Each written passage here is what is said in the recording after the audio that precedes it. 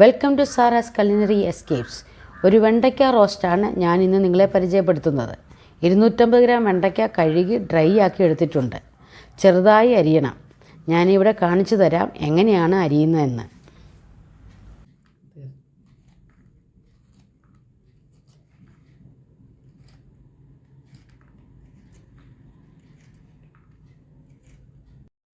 ചെറുതായി അരിഞ്ഞു എടുത്തിട്ടുണ്ട്. ഒരു വലിയ സവാളയും എടുത്തിട്ടുണ്ട്. ഒരു തക്കാളി കുറച്ച് വലിപ്പമുള്ളത് വേണം. മുളക് എരിവിനനുസരിച്ച് 1/2 ടീസ്പൂൺ തൊട്ട് 1 ടീസ്പൂൺ വരെ ആകാം. കുട്ടികൾക്ക് കൂടി കൊടുക്കാനുള്ളതാണെങ്കിൽ 1/2 ടീസ്പൂൺ മതിയാകും. 1/2 ടീസ്പൂൺ ഉപ്പും എടുത്തിട്ടുണ്ട്. ഇവിടെ സ്റ്റൗ കത്തിച്ച് പാൻ ചൂടായിട്ടുണ്ട്.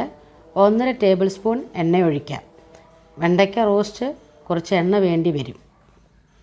അരിഞ്ഞു വെച്ചിരിക്കുന്ന സവോള ഇടാം. സവോള ഞാൻ അരിഞ്ഞു വെച്ചിട്ടുണ്ട്. അതുപോലെ തക്കാളിയും അരിഞ്ഞു വെച്ചിട്ടുണ്ട്.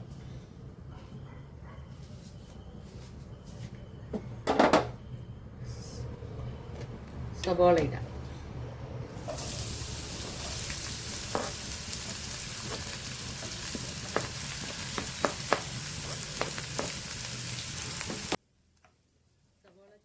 ഉള്ളി ചെറുതായിട്ട് വഴന്നിട്ടുണ്ട്. നമുക്കിനി ഉപ്പിടാം. 1/2 ടീസ്പൂൺ ഉപ്പാണ് നമ്മളിവിടെ ഇടുന്നത്. ഉപ്പ് സവോളയോട് ചേർന്ന് കഴിഞ്ഞാൽ അടുത്ത് നമുക്ക് മുളക് പൊടി ഇടാം. മുളക് പൊടി നമ്മൾ 1/2 ടീസ്പൂണാണ് ഇടുന്നത്. കുട്ടികൾക്കൂടെ കഴിക്കത്തക്ക വിധത്തിൽ 1/2 ടീസ്പൂൺ മുളക് പൊടിയാണ് നമ്മൾ ഇടുന്നത്.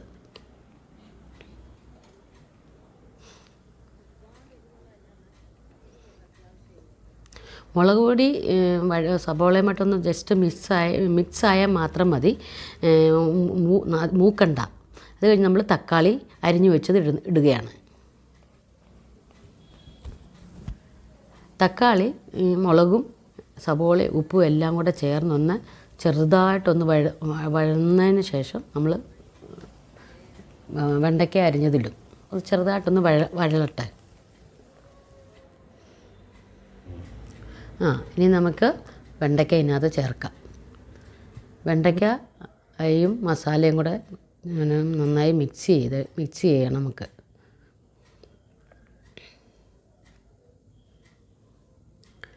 ഈ മസാലകൾ വെണ്ടയ്ക്കകത്ത് പിടിക്കണം. അപ്പോൾ അതുപോലെ നന്നായി ഒന്ന് മിക്സ് ചെയ്യാം.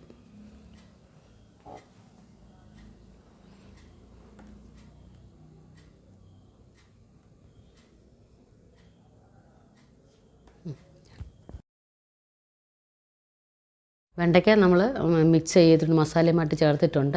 ഇനി തീ ഒന്ന് കുറച്ച് മീഡിയം സൈസിൽ വെക്കാം. എന്നിട്ട് ഇത് നമ്മൾ ഒരു ആവി വരാൻ വേണ്ടി മാത്രമായിട്ടൊന്ന് അടച്ചു വെക്കാം. ഒരു മിനിറ്റ് അത്രയും മതി.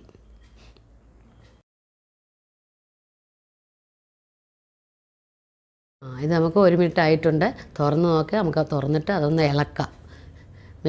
ഒന്ന് നന്നായിട്ടൊന്ന് ഇളക്കി നമുക്ക് ഒരു പ്രാവശ്യം കൂടെ ആവി വരേണ്ടതുണ്ട്. ഒന്ന് മിക്സ് ചെയ്തതിന് ശേഷം ഇളക്കിയതിന് ശേഷം ഒരു പ്രാവശ്യം കൂടെ നമുക്ക് അടച്ചു വെക്കേണ്ടതായിട്ടുണ്ട്. അതിന് ശേഷം അതൊരു അരമുക്കാൽ മിനിറ്റിൻ്റെ ആവശ്യമേ വരത്തുള്ളൂ. ഒന്നുകൂടെ ഒരു ആവി കയറണം, അത്ര തന്നെ. ഇവിടെ നമുക്ക് ഒരു പ്രാവശ്യം കൂടെ അടച്ചു വെക്കാം. ജസ്റ്റ് ഒരു ആവി കൂടെ വന്നു കഴിഞ്ഞാൽ പിന്നെ നമുക്ക് തുറന്ന് വെച്ചാണ് ഇളക്കേണ്ടത്.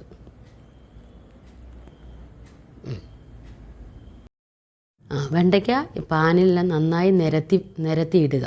അതിന് ശേഷം നമ്മൾ അടപ്പ് കുറച്ച് തുറന്നിരിക്കത്തക്ക വിധത്തിൽ അടയ്ക്കുക.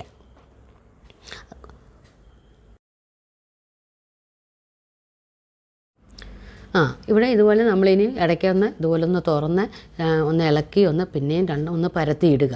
ഇങ്ങനെ 1-2 പ്രാവശ്യം നിങ്ങൾ അത് ചെയ്യുക. എന്നാലേ അത് നന്നായി വഴന്ന് കിട്ടത്തുള്ളൂ. അതുപോലെ ഒന്ന് ഇളക്കിയിട്ട് പരത്തിയിടുക.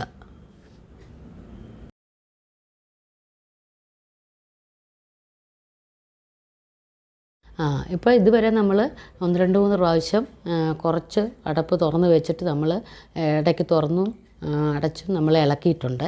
ഇനി നമ്മൾ അടപ്പ് കംപ്ലീറ്റ് മാറ്റിയിട്ട് തുറന്ന് വെച്ച് ഇതുപോലെ ഇളക്കി കൊടുക്കുകയാണ് ഇനി വേണ്ടിയത്. അത് ഇനി മുന്നോട്ട് ഇങ്ങനെ മെല്ലെ ഇളക്കി കൊടുക്കണം കുറേശ്ശെ.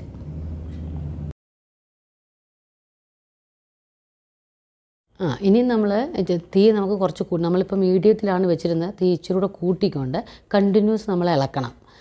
എന്നാലും അത് മുരിഞ്ഞ് കിട്ടത്തുള്ളൂ. തീ നമുക്ക് മീഡിയം സൈസിൽ നിന്ന് കുറച്ചുകൂടെ കൂട്ടണം. എന്നിട്ട് ഇളക്കി കൊടുത്തോണ്ടേ ഇരിക്കുക.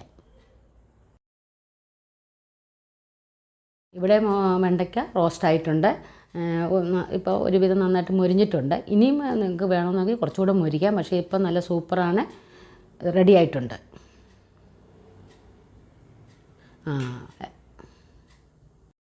ഇപ്പോൾ നമ്മുടെ വെണ്ടയ്ക്ക റോസ്റ്റ് സൂപ്പർ ടേസ്റ്റിൽ തയ്യാറായിട്ടുണ്ട്. എല്ലാവരും ഒന്ന് ട്രൈ ചെയ്ത് നോക്കുക. കുട്ടികൾക്ക് ലഞ്ച് ബോക്സ് കൊടുത്തുവിടാനൊക്കെ നല്ലതാണ്. Please like, subscribe and share my channel. Thank you for watching.